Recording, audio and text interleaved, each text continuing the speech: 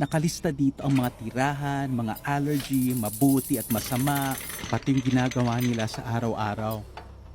Nakakita na ako ng ganitong mga parang black hole at alam ko na rin kung gaano kasuklam-suklam yung mga tao sa dark web.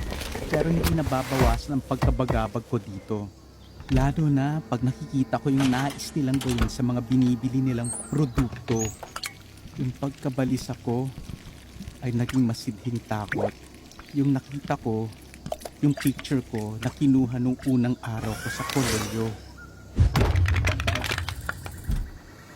Nagpapanik na ako nung binasa ko yung biodata ko. Kung sino man sila, alam nila ang pangalan, edad, tangkad at bigat ko. Pati na rin yung marka ko sa balat sa likod ng tenga ko. Hindi lang yon, pero alam nila ang kasaysayan ng buhay ko mula sa kapanganakan pa. Lumaki pa lalo ang paniko nung nakita ko na may apat na gustong bumili sa akin.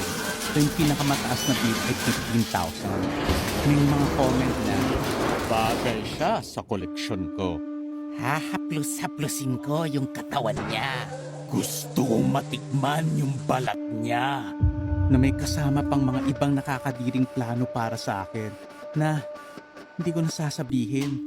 Bumagsak na lang ako at nawala ng hininga.